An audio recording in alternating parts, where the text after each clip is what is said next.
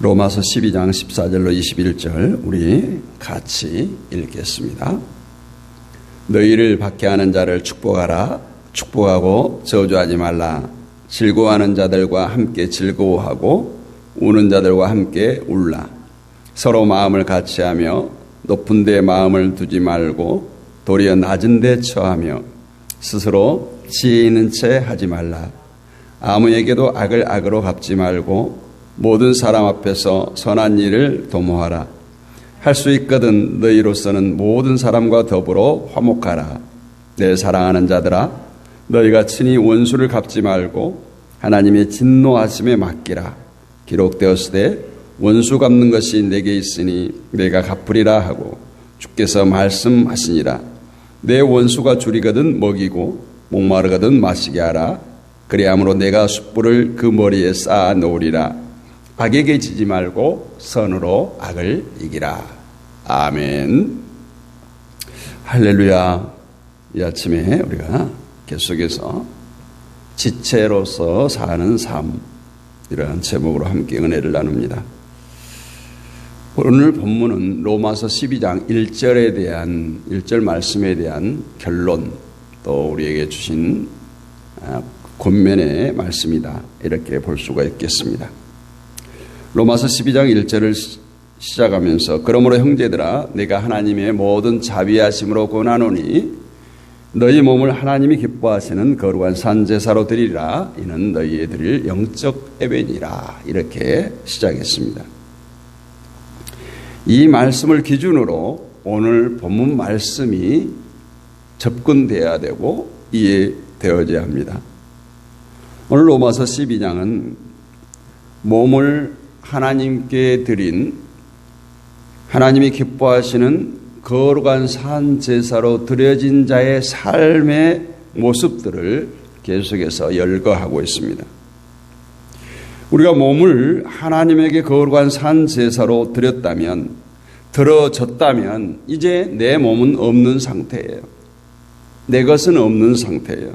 비록 눈에 보이는 육신을 가지고 내가 오늘 또 스스로 생각하고 판단하고 스스로 움직이고 살아가지만 이 몸은 이미 하나님께 드려진 몸으로서 나를 위해 존재하는 몸이 아니라 오직 예수 그리스도를 위해서 있는 몸이다 하는 것이 오늘 로마서 12장에 우리에게 주신 권면의 말씀입니다. 그리스도를 위한 몸으로 살아갈 때 그 삶이 어떤 것인가에 대해서 오늘 14절로 21절에서 말씀하고 있는 것이죠. 본문의 내용은 분명히 이렇게 살라라고 권면하고 있습니다. 그러나 오늘 말씀 하나하나는 어찌 보면 우리 능력 밖에 있는, 도저히 이렇게 살기 어렵고 힘든 말씀들이에요. 어찌 보면 이 말씀을 우리는 거꾸로 사는 거예요. 어떻게 선이 악을 이길 수가 있겠어요? 물론 결론은 선이 이길 수가 있겠지만 악이 선을 지배하는 세상입니다. 물론 어떤 사람은 원수도 사랑할 수 있고 핍박한 자를 축복할 수도 있다고 할 거예요. 물론 절대로 할 수 없는 것은 아닙니다. 그러나 그 일들을 우리 힘으로 할 수 있다라고 하는 것은 잘못된 생각이다라는 거예요. 즉 내게 있는 사랑으로 원수를 사랑해 보겠다. 결국 결과는 자신의 사랑을 증명하기 위한 거칠애에 불과하다라고 볼 수 있습니다. 핍박하는 자를 축복하라고 했을 때 핍박하는 자를 축복함으로써 그 축복한 자신의 어떤 신앙과 의로서 내가 그래도 참 성숙된 인간이다, 이것을 확인하려고 한다는 거예요. 그렇게 되면 결국은 남을 위한 것이 아니라 자신을 위한 행위로 그치고 만다는 것입니다. 그래서 성도의 행위란 그런 차원의 것이 아니에요. 우리 그리스도인들의 행위는 나를 지배하고 있는 그 무엇인가가 있어요. 그리고 그 무엇인가에 의해서 나타난 결과입니다. 때문에 그리스도인은 격가지를 붙들고 있을 것이 아니라 진심으로 우리를 그리스도인 되게 하는 그 중심된 것을 붙들어야 된다라는 것입니다. 여러분, 그릇이 빛을 발하기 위해서는 그릇이 무슨 노력을 해야 됩니까? 아니에요. 주인이 그 그릇에 무엇을 담느냐가 중요해요. 무엇을 담느냐에 따라서 물그릇이 될 수 있고 국그릇이 될 수 있고 밥그릇이 될 수 있고 또 더러운 뭔가를 담으면 쓰레기통이 될 수도 있는 거예요. 애당초 우리는 그런 존재들이었어요. 우리가 계속해서 사도 바울이 토기장이와 질그릇 비유에서도 말씀했지만 따라서 우리가 어떤 역할을 하기 위해서는 우리 안에 예수 그리스도를 담고 있어야 된다라는 것입니다. 애당초 그리스도인이 아닌 자가 그리스도를 증거할 수 있는 그런 사람으로 살아갈 수가 없는 거예요. 그렇다면 그리스도인이 되기 위한 노력이나 열심히 하는 이것들을 부질없는 것이라고 말할 수밖에 없습니다. 이것은 스스로 우리 자신이 빛을 발하려고 하는 애쓰는 그런 욕망이고 열심일 수밖에 없다. 하지만 우리 안에 빛이 담겨 있다면 빛을 발할 것이고 소금이 담겨 있다면 그 소금의 짠맛을 발할 것입니다. 그릇은 단지 빛을 담고 소금을 담고 예수 그리스도를 담는 역할을 할 뿐이에요. 이것이 바로 그리스도인입니다. 그래서 그리스도인은 예수 그리스도를 담고 있는 그릇이에요. 때문에 우리의 노력과 실천으로 인해서 그리스도를 증거하는 것이 아니라 나와 동행하시는 예수님, 나와 동행하시는 그리스도를 통해서 어쩌면 내 안에 있는 그분이 증거하시는 거예요. 그것이 우리들에게 행동으로 실천으로 나타나는 것입니다. 이런 이유로 우리는 늘 고백합니다. 하나님이 하셨습니다. 예수님께서 하셨습니다. 내 안에 성령님께서 하셨습니다. 이런 고백을 하는 거예요. 이러한 원칙을 이해한다면 우리의 어떤 실천이나 행위에 대해서 바르게 이해하게 될 줄 믿습니다.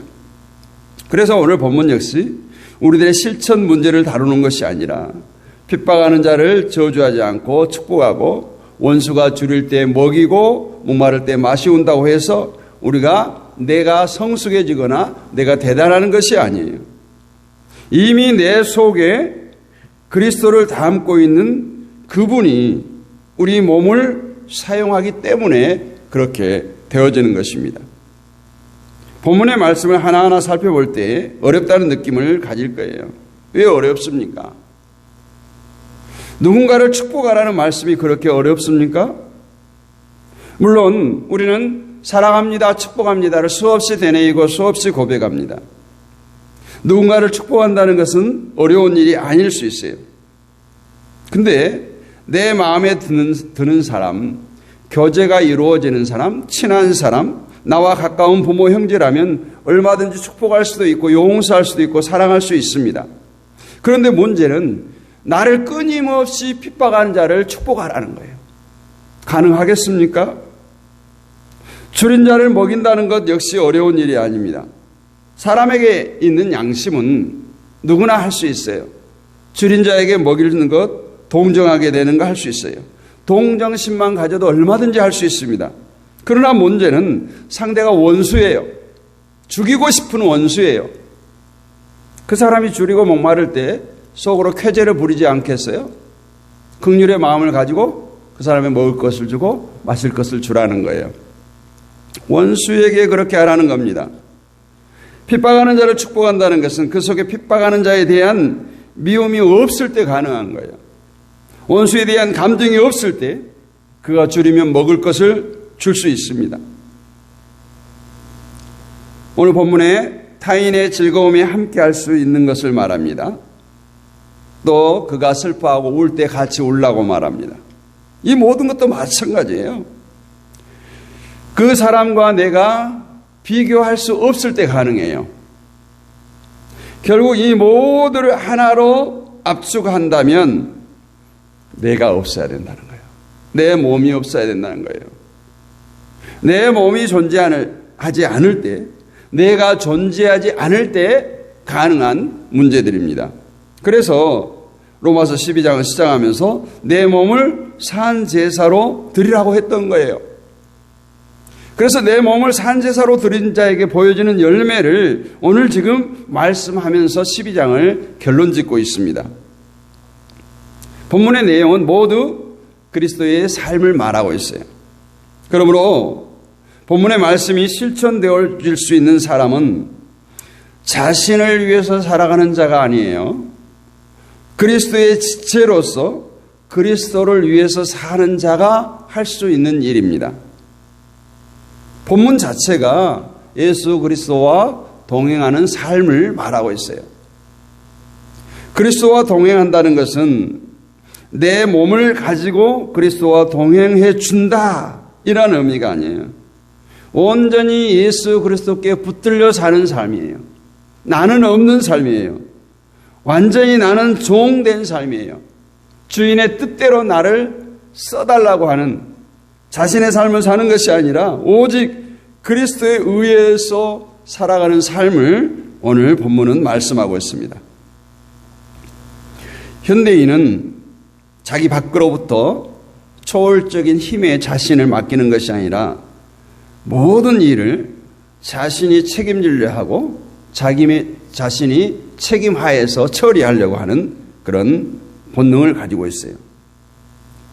만약 신앙이 우리 인간의 나약함을 알고 자신 밖에 초월적인 존재에 자신을 의지한 것이라고 한다면 오늘을 사는 현대인은 어쩌면 이러한 신앙이 필요 없는 사람들이 대부분입니다.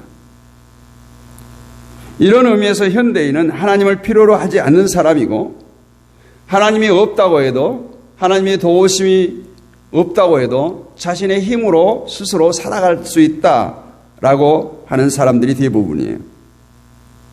이러한 자신감이 사라지고 정말 내가 무능력한 자로 하나님이 아니면 주님이 아니면 성령님의 도우심이 아니면 아무것도 할 수 없는 그런 무능력한 자로 여기고 사는 것이 바로 주님과 동행하는 삶이에요. 나에게 유리할 때는 동행을 하고 불리할 때는 도망치는 삶이 아니라는 거예요. 예수 그리스도와 함께 살고 예수 그리스도와 함께 죽는 거예요. 이것이 우리의 중심이 되어 있을 때 그리스도와 함께 죽기를 거부하는 자신에 대해서 한탄을 하게 되는 거죠. 왜 내가 오늘 또 세상을 향해서 달려가는가? 왜 내가 예수 안에 거하지 못하는가? 이것을 보고 우리는 통에 자복할 수밖에 없는 거죠. 오늘 본문을 대하는 우리들의 마음이 느긋할 수가 없어요. 여유가 없습니다. 오늘 본문을 보면서 하면 하고 안 되면 그만이다. 이렇게 오늘 본문 말씀을 대할 수 있겠습니까?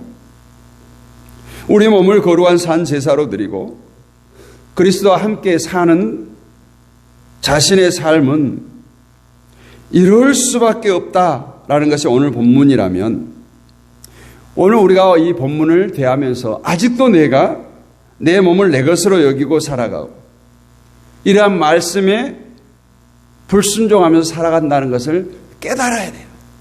깨닫고 돌아와야 되는 거예요. 우리 성도들에게 있어서 십자가를 지는 것만이 고난이 아니에요. 십자가를 지는 고난은 자신의 고난으로 그치는 것이 아니라 타인의 짐을 대신 지는 거예요. 예수님의 십자가의 고난이 왜 고난인 거예요? 예수님 자신이 의롭게 되기 위해서 십자가를 지셨나요? 예수님 자신이 하늘 보좌에 가기 위해서 십자가를 지셨나요? 아니잖아요. 온 인류를 구속하기 위해서 십자가를 지셨어요. 그래서 십자가를 지는 고난은 자신의 고난으로 그치는 것이 아니라 타인의 짐을 지게 하는 힘과 능력으로 존재하는 거예요. 따라서 고난은 흔히 생각하는 것처럼 이 슬픔과 고통으로 존재하는 것이 아니에요. 기쁨을 주는 힘으로 존재하는 겁니다. 오늘 본문은 우리에게 그리스도의 몸으로 살아가고 있는지를 묻고 있는 거예요. 너희들이 이렇게 살고 있느냐 하는 거예요. 그래서 우리들 주변에 나를 핍박하는 자를 보내기도 합니다. 참 억울하죠. 내가 애매히 누명을 쓰거나 내가 하지 않은 일에 대해서 한 것처럼 부풀려져서 나에게 돌아왔을 때 엄청난 괴로움을 당합니다.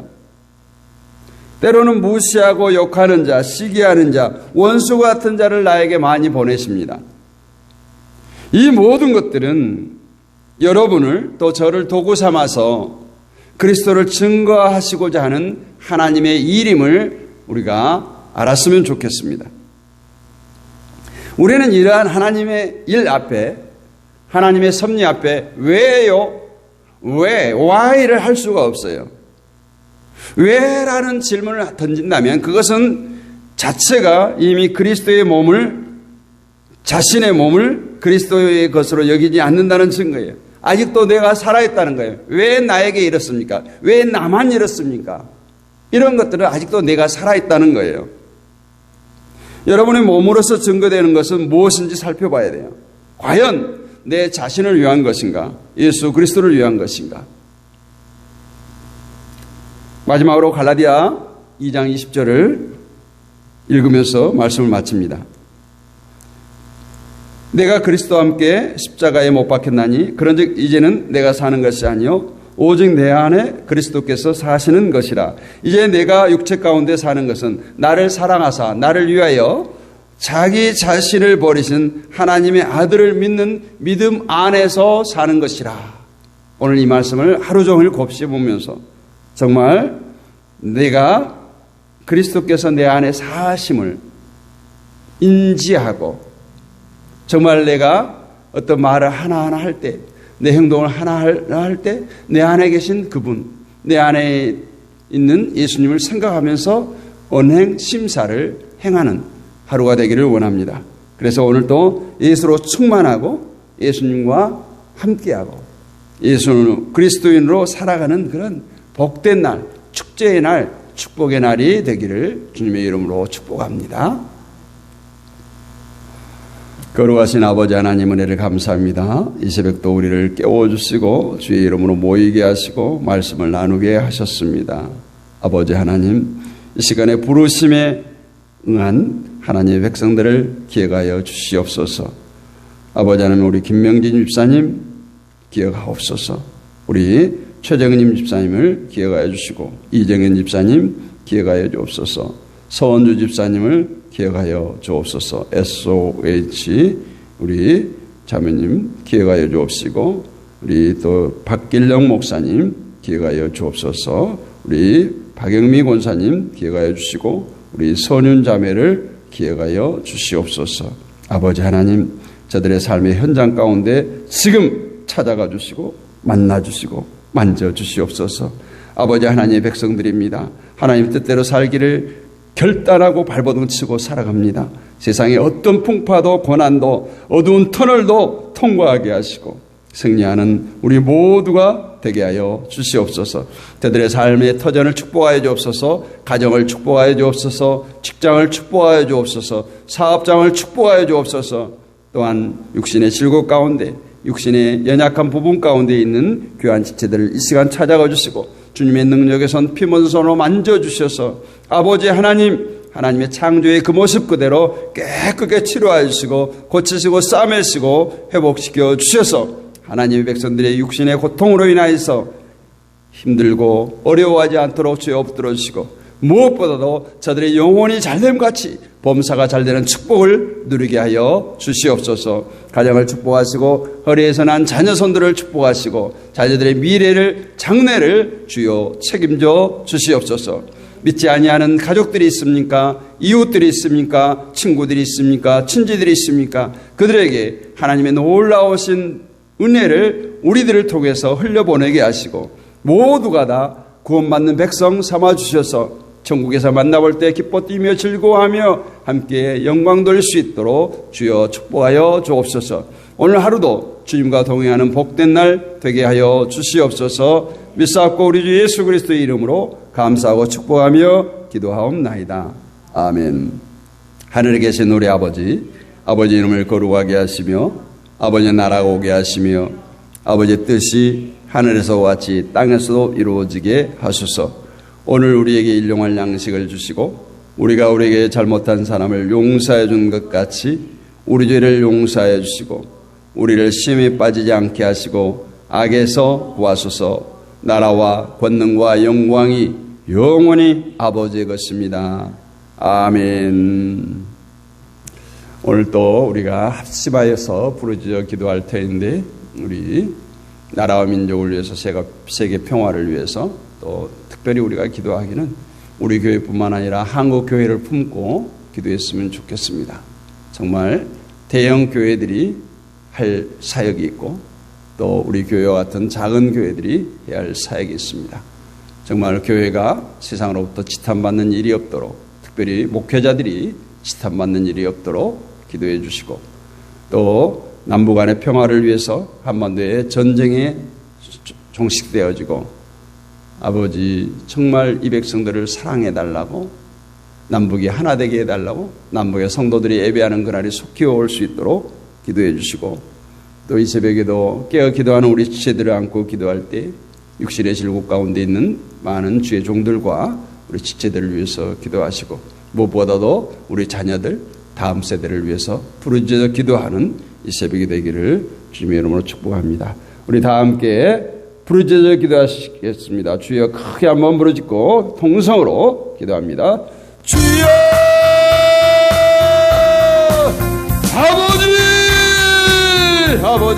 아버지여 이 시간에도 부르짖어 기도합니다. 사랑하는 주의 백성들이 깨어 기도합니다. 주여 이 새벽에 아버지 하는 주의